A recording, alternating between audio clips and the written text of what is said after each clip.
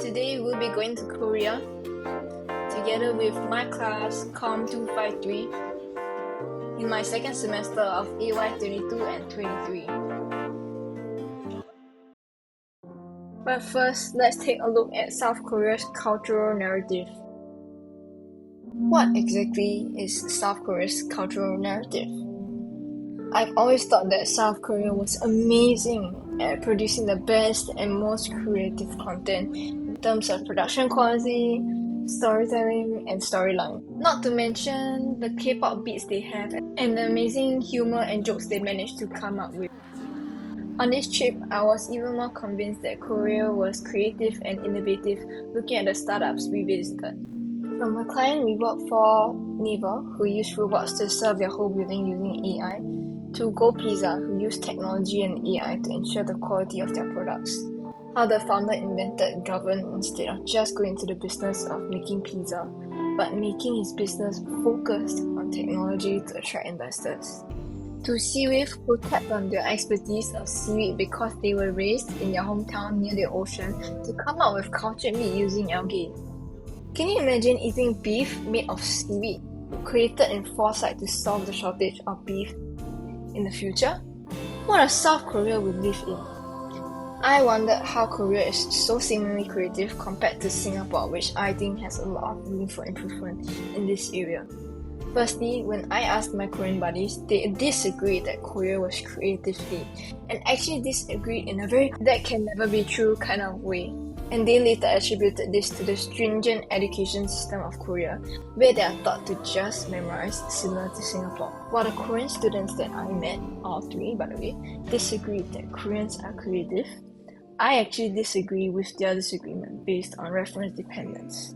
I thought that countries like Singapore were less creative compared to Korea, the capital of creativity. In figuring out what differentiated Koreans from Singaporeans, I noticed that many Koreans we met were globally exposed and had studied abroad for long periods of time. Another reason behind the innovation that we observed could possibly be a result of the startup culture encouraged by the government.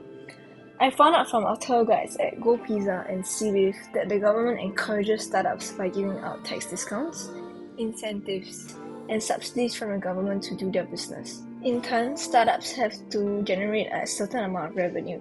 I would like to say that at this point, from the startups we met, South Korea's creativity and innovation has rubbed off on me, and witnessing these startups made me feel so inspired to make me put to use what I learned in design thinking to solve real problems. I've never thought about starting up, but I feel more inclined to think about it. While the two reasons mentioned are what I would attribute creativity and innovation with, I would think that the main reason behind creativity and innovation in this place seems to be its strong history and traditions, its cultural heritage. In my own time, I went to visit the Seoul City Wall and the Gwanghwamun, both built around 1395.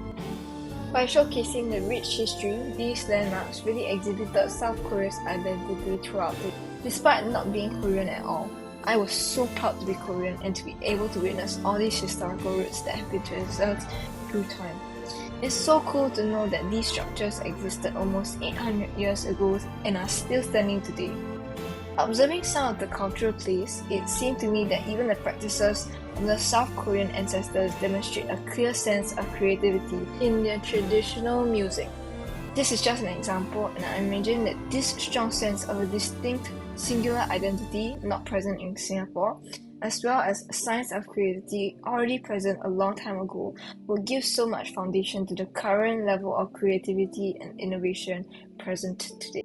Throughout this whole experience, I also do think that this group of people might actually be outliers. That we only see a small portion of Korea which happens to be creative and innovative. But sadly, my trip was not long enough to explore the whole of Korea. Goodbye for now, Korea. I'll miss you. Thank you to Prof. Mark and everyone for making this trip just super enjoyable. I really had so much fun and we had such a cool and new experience. I really love laughing so much, eating so much, dancing so much, being stupid so much, and it was just really very fun because of everyone. This trip really challenged me to do many things in many different ways, but I'm glad that I got to do this with you guys. See ya!